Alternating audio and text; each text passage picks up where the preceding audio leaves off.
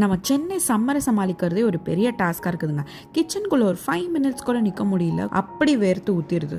இன்னைக்கு நம்ம வீட்டில் சிம்பிள் ஆனால் சம்மருக்கு சூப்பர் ஹெல்தியான ஒரு லஞ்ச் தான் ஐஸ் பிரியாணி. அதாவது நம்மளோட பழைய சோறு.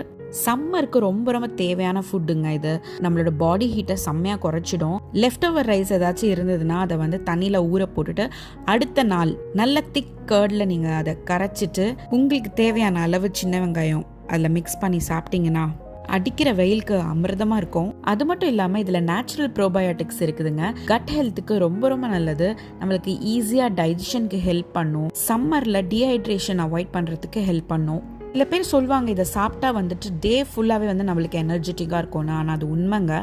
சின்ன வெங்காயம் சேர்க்கறதுனால நம்மளுக்கு பாடி ஹீட் வந்து பேலன்ஸ் ஆகும். நிறைய பேருக்கு ப்ரோபயோட்டிக்ஸ் பற்றி தெரிஞ்சிருக்கலாம், தெரியாதவங்களுக்கு இது யூஸ்ஃபுல்லாக இருக்கும்னு நினைக்கிறேன். ப்ரோபயோட்டிக்ஸ் என்னன்னா நம்ம வயிற்றுக்குள்ளே இருக்கிற குட் பாக்டீரியா தாங்க. அதுக்கு தேவையான சாப்பாடு தான் ப்ரீபயோட்டிக்ஸ். வெங்காயம், பூண்டு, தயிர் வித் ஃபர்மெண்டட் ஃபுட்ஸ் இது எல்லாமே வந்து உங்களுக்கு ப்ரீபயோட்டிக்ஸ்னு சொல்லுவாங்க.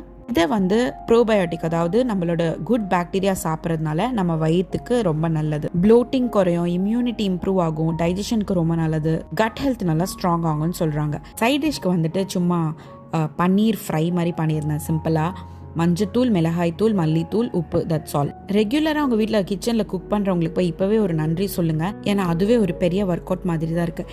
நீங்கள் இந்த சம்மருக்கு என்ன மாதிரியான ஃபுட்லாம் சாப்பிட்டு உங்கள் பாடியை கூலாக வச்சுருக்கீங்கன்னு கமெண்ட் பண்ணுங்கள். தேங்க்யூ ஃபார் வாட்சிங் பிரீத்தி diaries. Until I meet you on the next video. Bye bye.